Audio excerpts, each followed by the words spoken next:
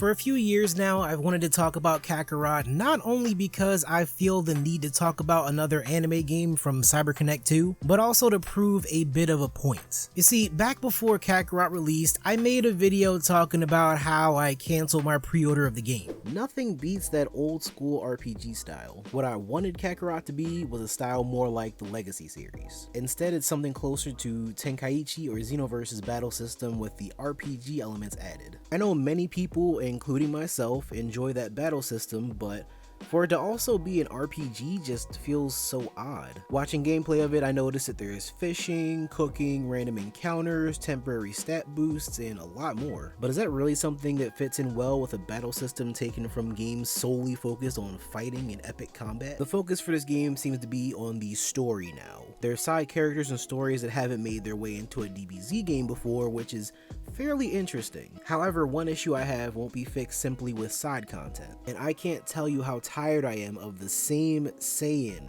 Frieza, and Android saga over and over again. Xenoverse at least changed the events to make things a bit more spicy, but this is going back to the same pace. Sure, I'll get to see Goku and Piccolo driving, and I'll get to talk with Launch, which sounds absolutely exciting, but none of this makes me particularly hyped to play the game. A bit of clickbait, I have to admit, but my basic point was about how Kakarot was the newest Dragon Ball Z RPG. Back in my childhood, I had the fondest of memories playing the Legacy of Goku trilogy on my Game Boy Advance. And of course, I'm not going to dig too deep into that right now, but what I felt was that I was hoping for an RPG that felt a bit more like those games. Looking back at that video, it was definitely my nostalgia talking, but maybe I'll make a video or so focusing specifically on that trilogy one day. Moving on to Kakarot, however, if I were to compare it to any other games just for the gameplay alone, it would either be the Tenkaichi series, which is my personal favorite, or even the Xenoverse series to an extent. It's been a minute since I played Xenoverse 2, and I'm shocked to see that this game is still getting DLC to this day, but the over-the-shoulder camera view, the massive 3D battle arenas, and the scale of these attacks makes this out to be right alongside those games. Going into Kakarot, I clearly had some lowered expectations, but after playing through the entire game, this is probably the best Dragon Ball Z game for anyone needing the full experience. Yeah, sure, it doesn't have any PvP mode in it outside of the card game that, well, I'm not going to touch that. But what it lacks in terms of an expansive roster of characters and PvP, it more than makes up for in the highly detailed story, the cutscenes, and yes, even the battles. Even though the game only has you play as a total of 9 characters through the main story, the way that it's set up makes you eager to do more of the side missions, collecting orbs, and explore all that the game has to offer. And yeah, I do have to admit that some parts of the gameplay don't seem as needed, like collecting the Dragon Balls. Like, sure, doing so unlocks new side quests and gives you extra money, but the half hour that you spend finding them each time feels like a bit of a waste. I will admit though, it is nice having this open world Dragon Ball Z game to screw around in and have a good time. I found myself between missions just destroying red ribbon bases and flying into enemies just to get some quick XP for the hell of it. Speaking of missions though, there's plenty of side missions to play through, some of which involve things like driving vehicles, collecting materials, or fighting goons. The best part about that is that characters like Oolong, Upa, and Bora, and even Launch get some time in the spotlight just because of these side missions. And I still do find it funny that Akira Toriyama literally forgot that Launch was a character, but I digress. Now, these side missions are not necessary, but when it comes to leveling up the characters and their abilities, you might want to check them out because they really come in handy. They usually give you D medals for completing them, and to be honest, a lot of my characters are incomplete simply because I didn't get enough D medals to unlock their full skill tree. And yeah, it's not really necessary to do it because the game doesn't prove to be that difficult without having everything maxed out, but I'd be lying if I said I didn't fuck those energy drinks up in some of those bigger battles. Other things like meals, the community board, and the soul emblems also add some more complex elements to the game, but again, it wasn't something that I got too deep into. I don't know, it just feels like it's a bit overly complex. Like, I'm sure that if I really sat down and planned out my community board, I could have made the game a lot easier for myself by the end of it, but come on man, just look at this. Certain pairings of characters boost stats, but there's so many varieties of pairings. This might be part of this RPG experience that felt the worst, and I'm sure that there's some guides online for the best community board setups, but come on now. Definitely not something I got into myself, but other parts like cooking meals, collecting materials as you fly through the open world, and even fishing and hunting dinosaurs was pretty fun every now and then. It broke the monotony of battles and gave me something else to do and explore. Obviously, you may get more or less use out of these mechanics depending on whether you like to get straight to the point in games or prefer to be immersed in this world for hours on end. But it's nice having these things for sure because it's what makes the game really feel like it's more of an RPG than, well, Tenkaichi's single player story mode the game. Speaking of which, you know what kept popping into my head as I watched each and every cutscene in Kakarot? The opening scene in the very first Tenkaichi game. For a game that had graphics that looked nothing like the intro sequence, seeing something play out like this was the dream that every single DBZ fan wanted to live through for a full-length game. And now here we are with Kakarot. Not only are the cutscenes at the level that we expected, but the gameplay also matches up with those visuals. Touching on the main story alone, the game absolutely shines through the way it should. Some parts of the story are glossed over a bit faster than expected, and not everything makes it in, but maybe that's for the best. So many parts of the anime that I remember taking 5 episodes to play out will be done within 2 minutes in this game, so yeah, thank God for this game and DBZ Kai. And I've heard a lot of people complain about the Buu saga in particular though, and yeah, it was definitely shorter than some of the other sagas in the game, but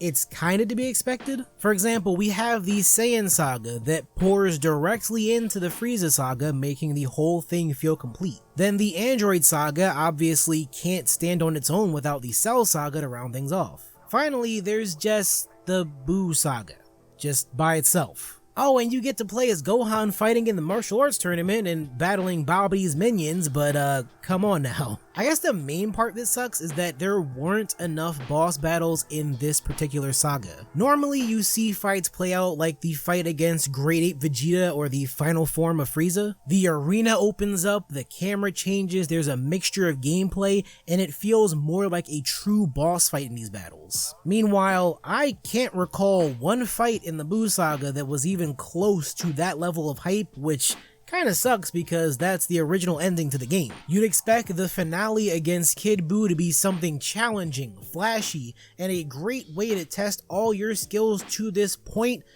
but nah. It's really just more of the same, and that just plain sucks. I can't tell if they got lazy towards the end of the story or if they just ran out of a budget, but that high octane energy from before just fizzled out completely. Overall, the story mode took me about 30 hours to complete, and yeah, quite a lot of it was cutscene after cutscene, but it was entertaining even when I did put down the sticks and grab some popcorn. And yeah, after looking at games like Demon Slayer, Hinokami Chronicles, and of course the Storm series, which I talked about a lot in my past, CyberConnect 2 may not be the best when it comes to making riveting gameplay, but when it comes to visuals, they are the top-notch creators of visuals. And yeah, for that reason, Kakarot is nothing less than the definitive way to experience the Dragon Ball Z story in video game form. And yes, that's after having decades of the same types of games with the same exact characters and the same sagas. It's great having played a game that satisfies that one part of my childhood yet again. And I can't even lie when I say that during some of those cutscenes and battles, I got goosebumps seeing the way they decided to animate everything from the series. But wait, hold up, y'all thought the game was over as soon as those credits rolled? Well, technically it is, but if you want to get the full experience, then we gotta buy that season pass. And boy oh boy, am I glad I caught that on sale. Now don't get me wrong, for like $20 you get 3 new stories that add on 2 of the Dragon Ball Super movies and the alternate story of future Trunks, so it's not horrible. But just looking at the movie content alone, they definitely ripped us off a little bit. Starting off with Battle of the Gods, all we get is a new method of training these characters to level up to level 250 with these magical waters. It sounded fine at first, but all it ended up as is me spamming my way through missions to get more water and level up Goku and Vegeta. And leveling them up to at least level 100 gets you the chance to unlock Super Saiyan God, which is really good looking in this game.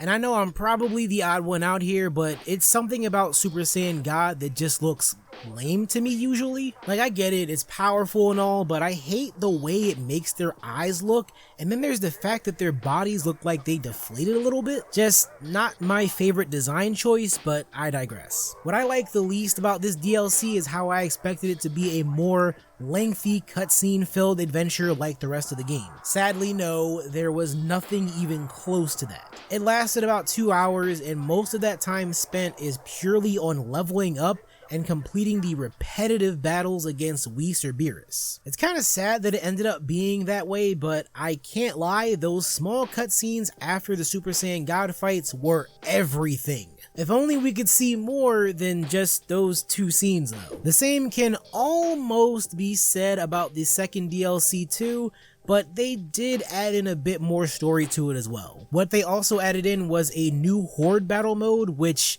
honestly isn't as exciting as it sounds. It's the same kind of fights you'd have against normal enemies, with the added twist that your support combos can destroy like 50 enemies at once. It's cool, I guess, if you like getting jumped by 50 dudes at once in a Dragon Ball Z game, but outside of that, it doesn't really do much but add something that's completely unnecessary. Not to mention that this second DLC carries over a lot of the grinding from the last DLC, so if you needed to get Goku, Vegeta, and yes, even Gohan and Piccolo leveled up, good luck. I was more annoyed with leveling up Piccolo just because I hadn't used him in ages, and he was just sitting here at level 40 while all of my enemies in these Horde battles were pushing level 80. And my god, if I never have to see that animation of Whis eating his food again, I'd be so happy. Overall, these 2 DLC just drained me. What sounded like a fun extra bit of gameplay just ended up with tedious grinding for no reason. However, things do change a bit when we get to the last piece of DLC.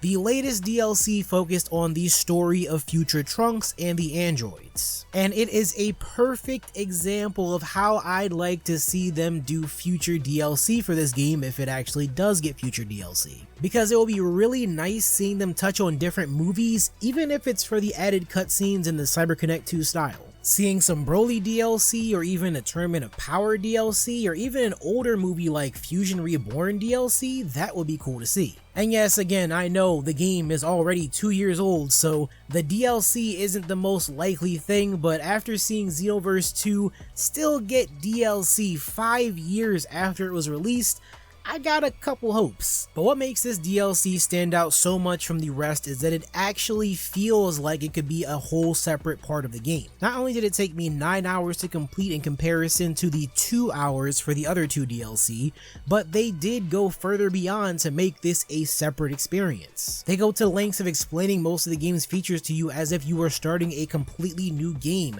They start you off at a lowered level that brings tougher challenges along with it. And of course, the story is different without having an over-leveled Goku walking through battles and treating it like a cakewalk. What I love about this story in particular is how real it feels. Dragon Ball Z, or I guess Dragon Ball Super these days, always has a looming threat of people dying, but it never feels serious because Goku and a bunch of his friends die and get revived over and over throughout the series. This story is so raw because Goku actually dies and doesn't come back to save the day for once. Goku has died. So many of our favorite characters die and struggle, leading to this timeline where we finally get the spotlight put on characters that aren't Goku, or Kakarot, aka Goku. Annoying as it is to say, these androids gave me a tough time here and there. Normally I'd question how in the hell the Z fighters had a hard time fighting the androids since they always seem kinda weak to me, but this may be one of the first times where I really felt like 18 and 17 were a real threat, especially when they tag team the hell out of you and spam special moves the entire battle. But still, the end of this DLC also felt satisfying because of how Trunks handled the entire Boo saga by himself. Again, not to spoil too much, but it was interesting to see this play out for the very first time in video game form. And again, for future DLC, I'd like to have the experience be more of a standalone just like this, rather than what we got in DLC 1 and 2, which was absolute garbage. Raising the level caps to 350 just to balance out those DLC may have sounded fine at first, but the grind to get there is completely soulless and a waste of time. For the kind of game that Kakarot sets itself out to be, it does a fantastic job of pulling together the greatness that is DBZ and compiles it into a cinematic fan service masterpiece. It honestly gives me some hopes that maybe in the future we'll see another game like this that covers the OG Dragon Ball, or hell, even GT. And yes, around these parts we love GT, as flawed as it may be. So that has been Dragon Ball Z Kakarot, definitely a game that I did not expect to be on the level that it was, but I am glad to have played it. If you guys play the game yourself and you have any opinions on it, let me know what you think in the comments. I love to hear what you have to say about it. So if you do like this video and you want to see videos just like this in the future, don't forget to hit the thumbs up and also subscribe for more content. That's it for today, so I'll see you guys in the next video.